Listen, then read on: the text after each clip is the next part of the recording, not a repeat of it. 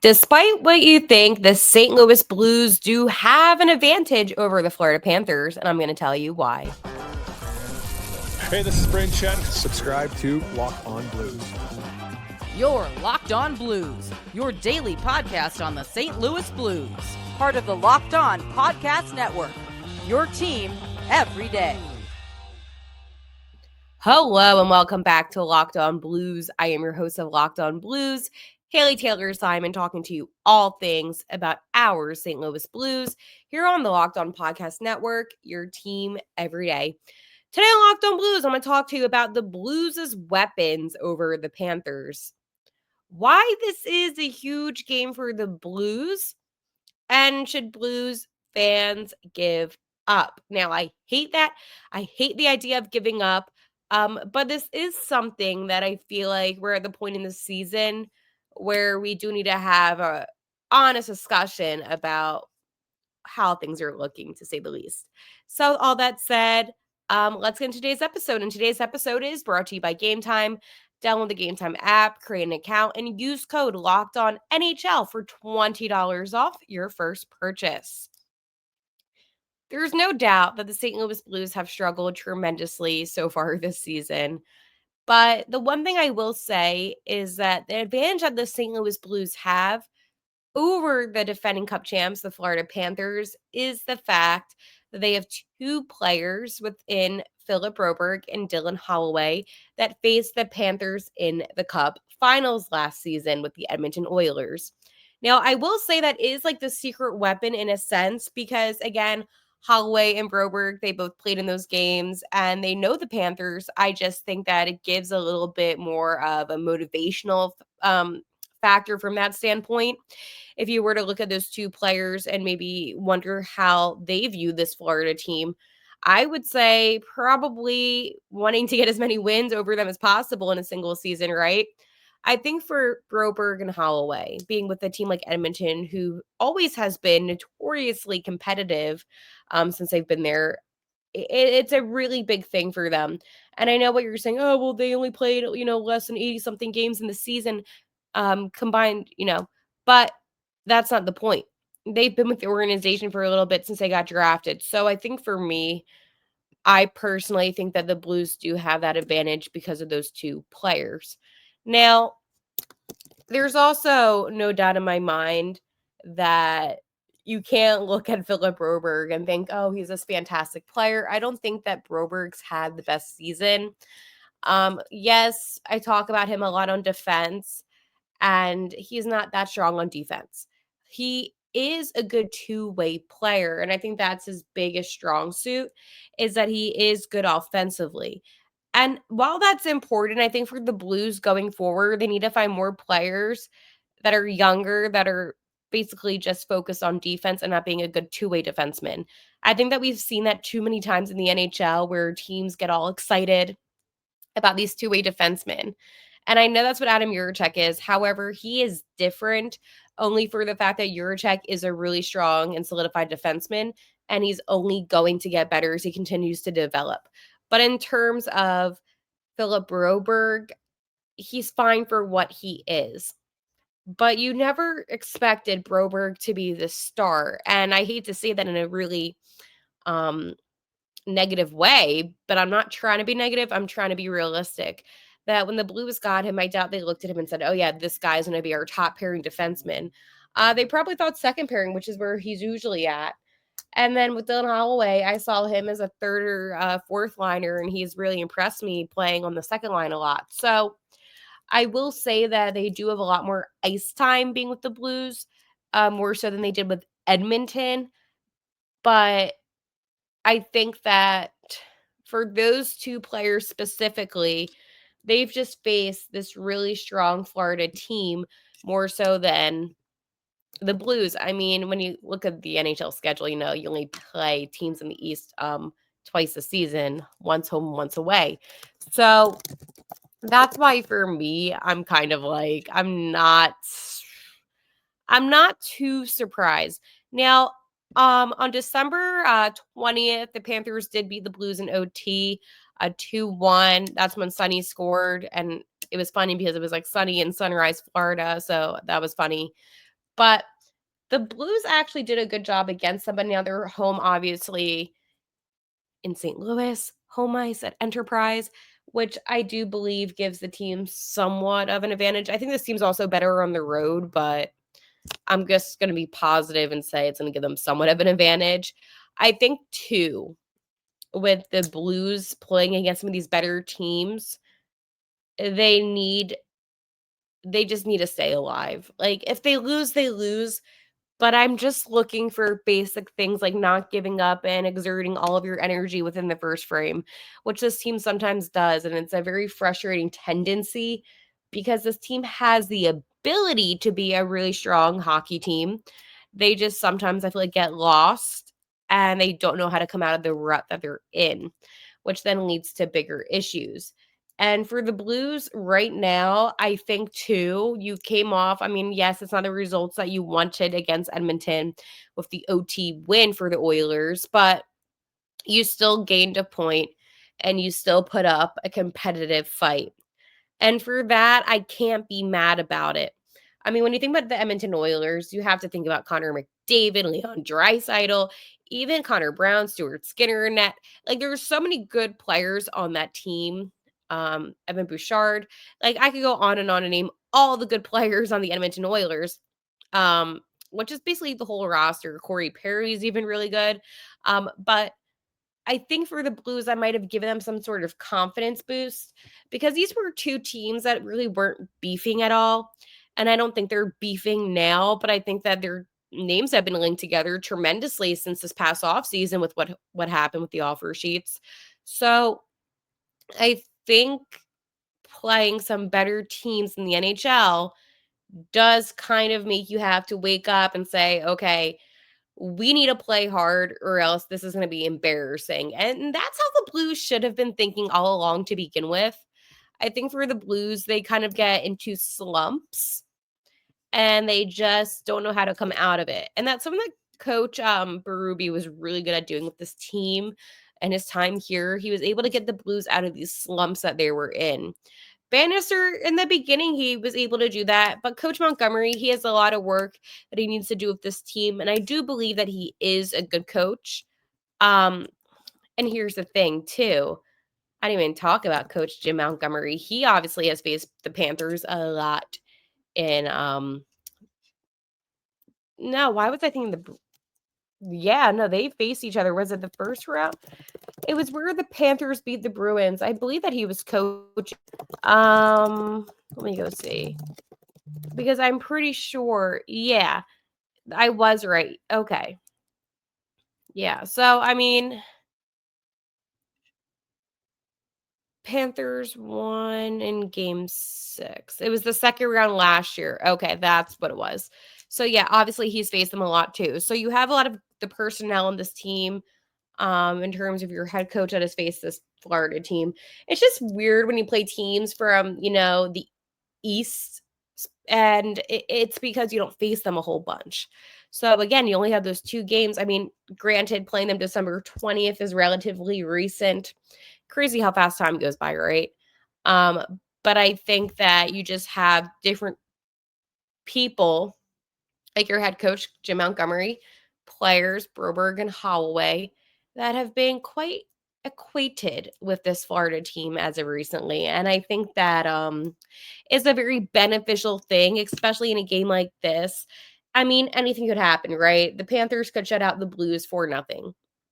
I wouldn't be surprised. The Blues could take it to overtime. Like, that's like the thing. I don't know if I could confidently say the Blues would win in regulation just because that's asking for a lot these days. But I definitely think it is possible for the Blues to maybe get this game to extra minutes. I mean, I've seen crazier things happen with this Blues team.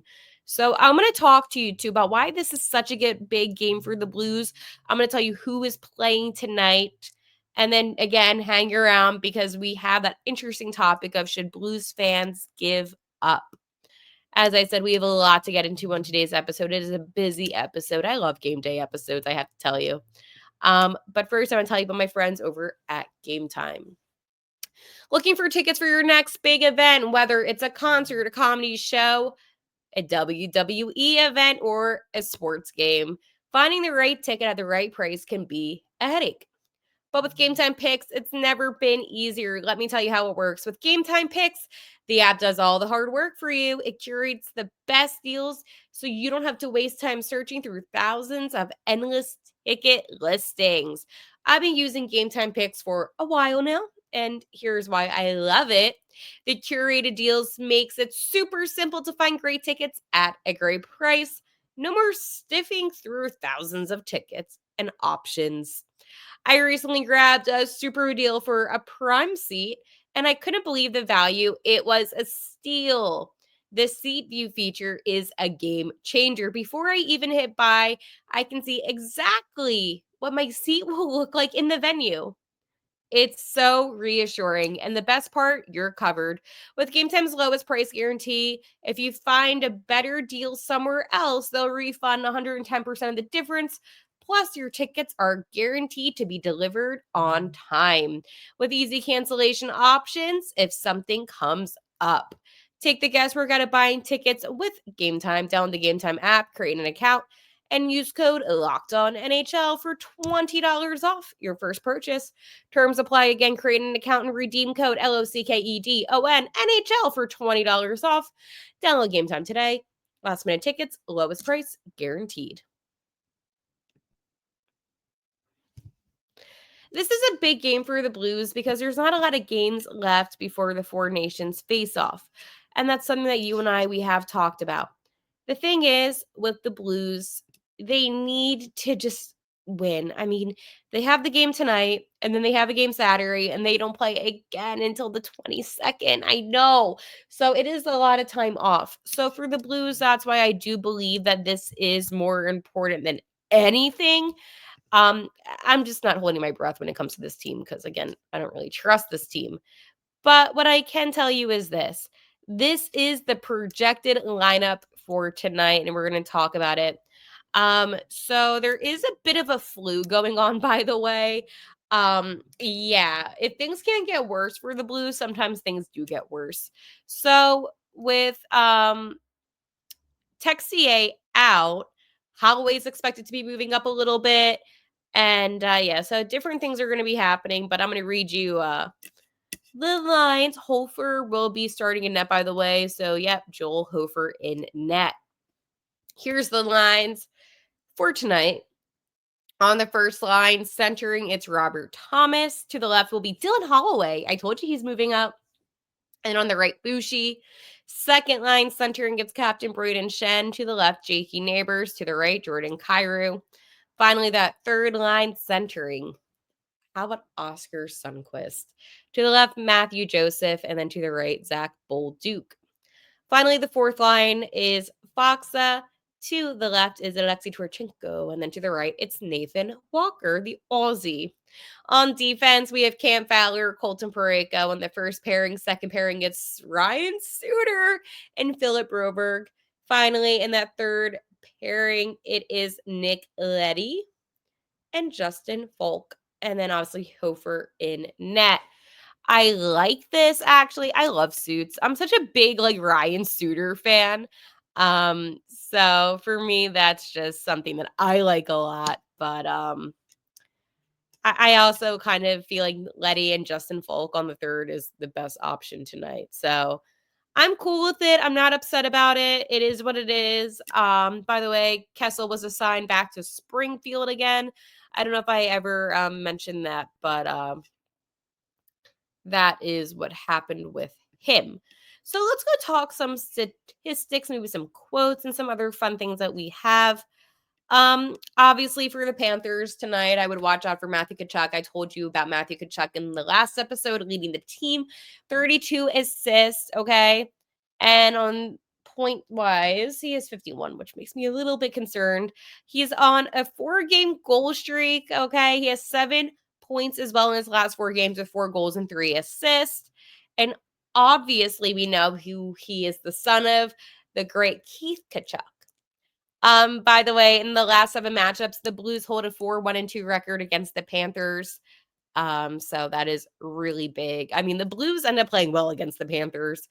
Jordan Kyrou scored his 23rd goal of the season on Tuesday and has a goal in back-to-back games.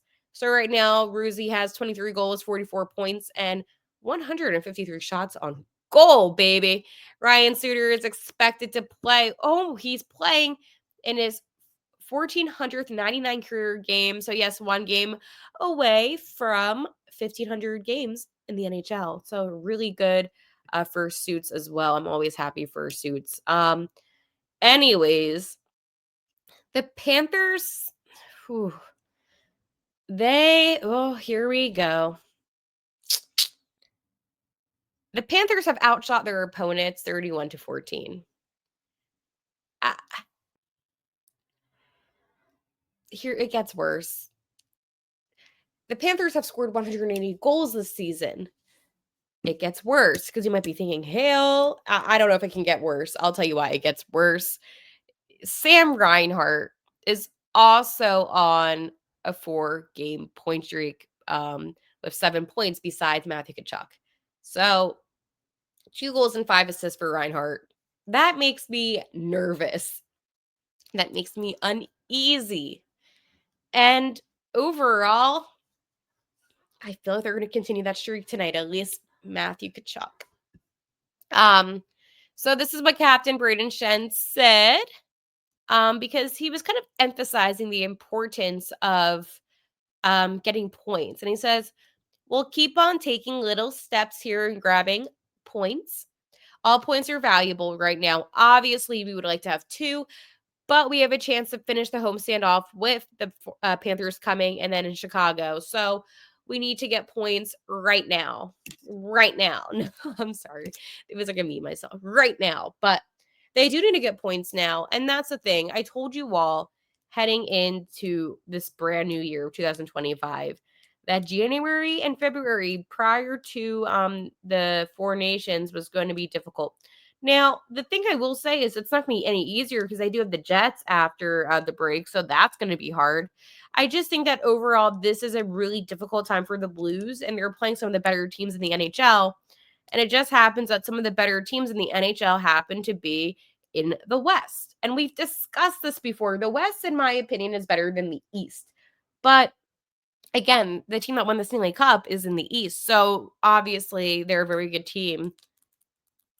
So, yeah, does it make me nervous? Yeah.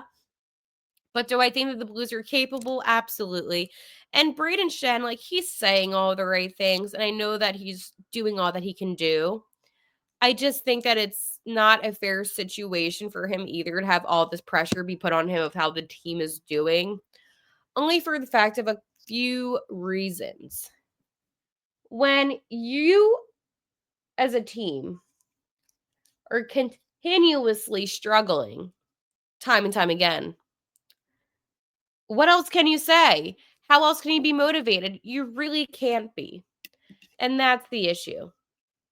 So I think for Shen, I mean, he's doing all he can. Listen, this isn't the season that any of us expected it to be. But I think this is the big game. If you get the 2 points tonight, then guess what? You have motivation again. Motivation again. That is why I kind of want this team to go a little bit.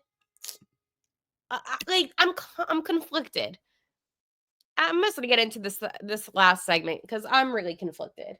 But before I do so, make sure to follow Locked On Blues on YouTube at Locked On Blues, on Twitter at Locked On Blues, or wherever you're at on Locked On Blues. I talk to you about the St. Louis Blues 5 days a week here on this channel, and I love talking Blues hockey. Blues hockey is my favorite thing to talk about. It's funny, but if it wasn't even me doing this podcast, I would still be doing something Blues related every single day because that's how much I love talking about this team. And it's the only hockey team that I actually enjoy talking about 24/7. So thank you, everybody, again, who subscribes to Locked On Blues and to make this your first listen every day. Or maybe you watch this podcast before a game comes on so you can get up to date on everything. Either way, I really appreciate you all. And again, thank you so much for making Locked On Blues your first listen of the day. My everydayers, I do appreciate you a ton. So let's have a heart to heart. Should you give up? I know. You're being negative. Yeah, maybe. Okay, yeah, fine. A little. But I'll tell you why. The Blues are in 24th in the NHL overall league standing, which means, yeah, they're within that top 10 draft pick. They're a bottom 10 team. That to me screams, this is good. I'll tell you why. However, the Blues have 53 points. So do the Pittsburgh Penguins, the Philadelphia Flyers, and the Utah Hockey Club. So they're all right there. The Penguins and the Flyers are below the Blues at 25th and 26th, and Utah's above the Blues at 23. If the Blues, let's just say they get 2 points tonight, right? Boop, boop. They're going to be behind Montreal, who's at 22. Above the Canadiens is the New York Rangers at 56, and then it continues to go up and up. So let's go look at the wild card, right? I like to break it down that way. It's fun. I enjoy this type of stuff. So for me, this is fun. Oh man, some of these teams are really out of it. Okay, let's go to the West. The Blues are relatively still kind of close. So right now, the Calgary Flames, they're 59 points, right? They're the second wild card spot, by the way. Avs, 64 points, and they're the first wild card team. Below the Flames, the Canucks are right there, 59 points as well, but obviously they have more OTLs than they do wins, so that's why Calgary is above them. Then you have the Utah Hockey Club. We just talked about Utah, but they have the 53 points and then us. So yeah, like it's close, but it's not. It's not. I don't think the Blues are going to catch up. And I hate to be so negative, but I don't think so. Even if the Blues, let's go say they get a win tonight, they have 55 points, and then they get a win against the Blackhawks, and then they have 57 points. And let's say that the Canucks don't win at all. The Blues are still in a bad position.